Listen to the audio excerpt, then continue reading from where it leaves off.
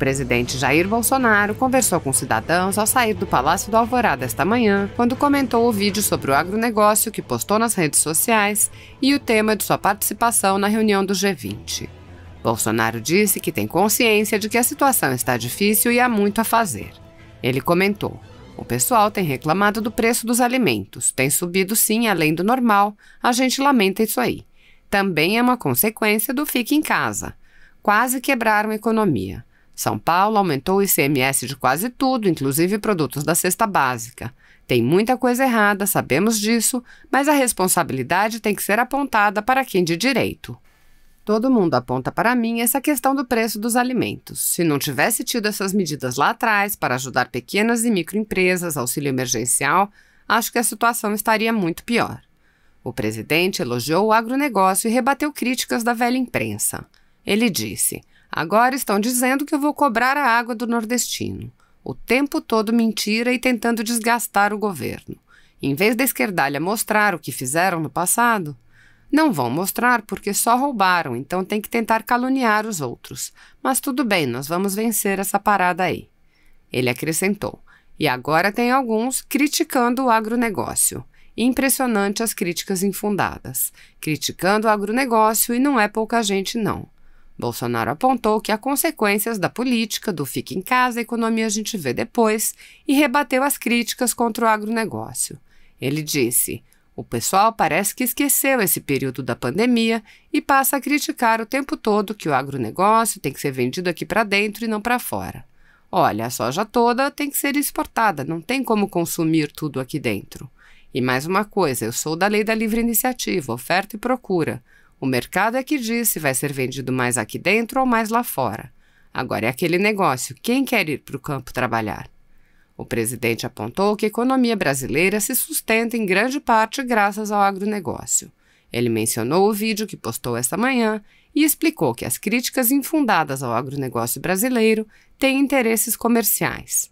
Bolsonaro explicou que o Brasil usa cerca de 30% de sua área para agricultura e pecuária e comparou com outros países, inclusive os que criticam. Bolsonaro disse: "Os países usam quase todo o seu território. Pergunta na Europa se alguém sabe o que é mata ciliar.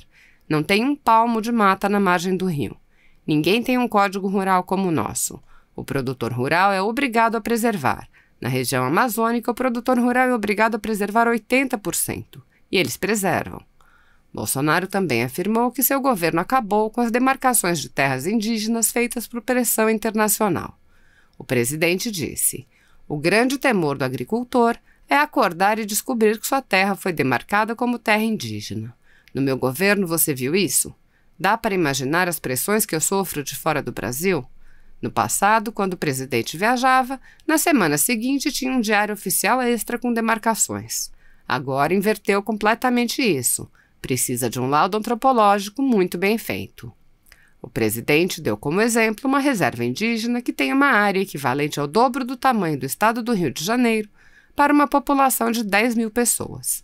E comentou: "Ninguém vai demarcar terras com subsolo pobre. O que o mundo vê na Amazônia é a floresta? Se fosse floresta, estamos prontos para fornecer mudas para eles para reflorestar os seus países."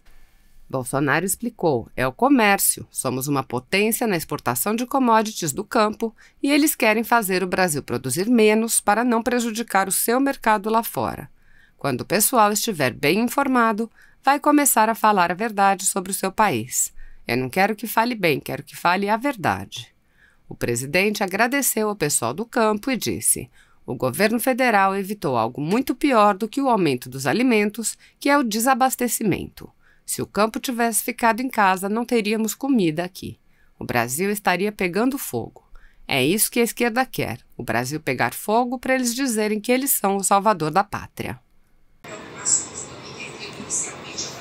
Olá pessoal, deputada federal Bia Kicis. Eu vim falar aqui com vocês sobre um dos temas mais importantes sobre o qual eu dedico meu mandato, que é o combate ao ativismo judicial. E nós estamos agora vivendo um momento muito crítico com relação a isso, quando esse ativismo ele advém diretamente de ministros do Supremo Tribunal Federal. Somente esses últimos dias nós tivemos 2 exemplos muito graves de ativismo. O que é o ativismo? O ativismo é quando o juiz ele se substitui ao legislador e, ao invés de simplesmente fazer o seu papel de aplicar a lei, ou no caso até do Supremo, a Constituição, ao caso concreto, aos processos sobre os quais o juiz se debruça, que chegam ao juiz mediante provocação de uma parte interessada, o juiz começa a falar e decidir sobre questões políticas que não estão nos autos. Então nós tivemos essa semana o ministro Gilmar Mendes, numa entrevista, numa declaração, dizer o seguinte, que é preciso dizer isso de maneira muito clara. O Exército está se associando a esse genocídio. Não é razoável, é preciso pôr fim a isso.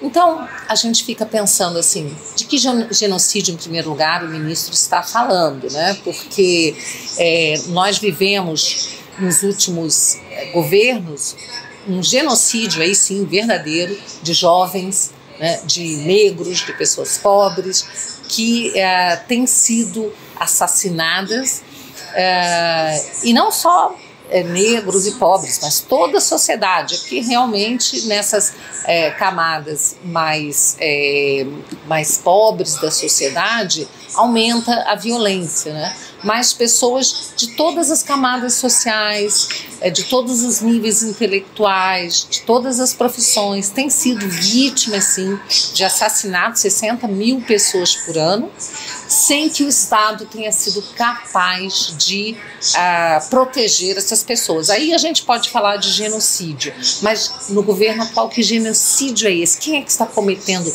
genocídio junto com o Exército, segundo o ministro Gilmar Mendes? Então, esse é o tipo da declaração que nos deixa realmente muito preocupados, e o ministro da Defesa já respondeu, dizendo que as Forças Armadas, o Exército, têm se dedicado durante o coronavírus ao combate ao coronavírus, né?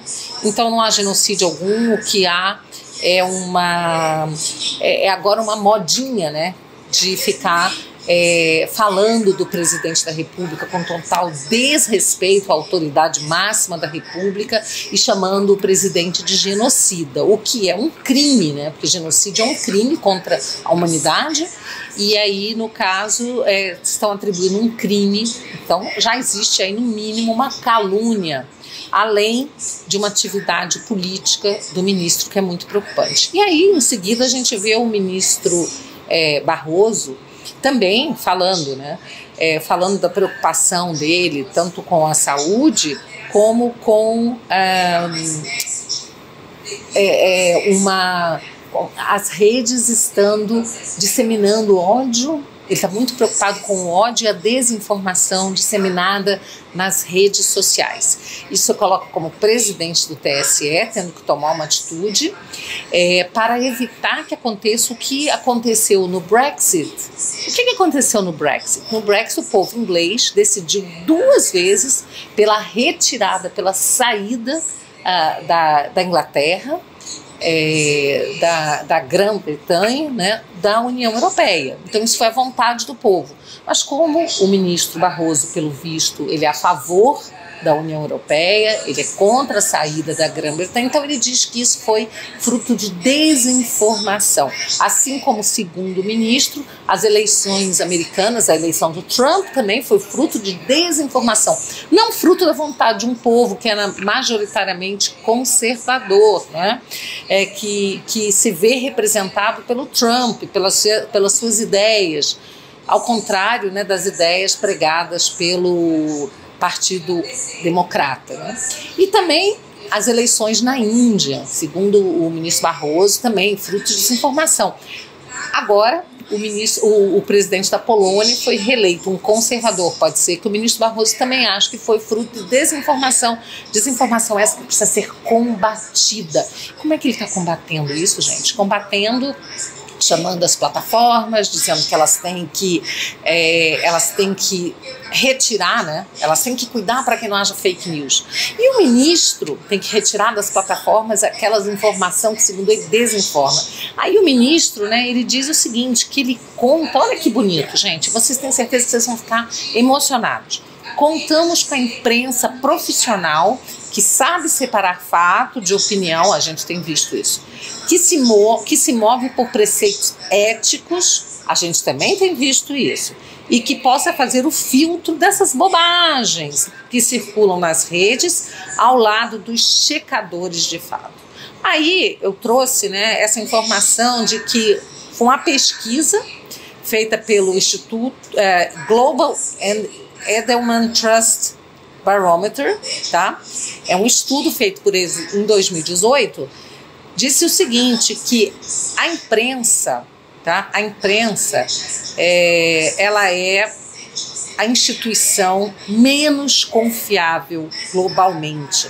Então, esse resultado apontou que em 22 dos 28 países onde a pesquisa foi feita, ela se encontra no território da desconfiança. E o Brasil certamente é um desses países, se não foi incluído na pesquisa, se fosse incluído, certamente seria um desses países onde a imprensa está realmente assim, um dos últimos locais, uma das últimas posições de instituição confiável, não é? A gente tem assistido jornalista que torce para presidente morrer, pesquisas que são feitas, né, e depois desmentidas, pesquisas eleitorais que são feitas, divulgadas pela imprensa e depois são desmentidas nas urnas.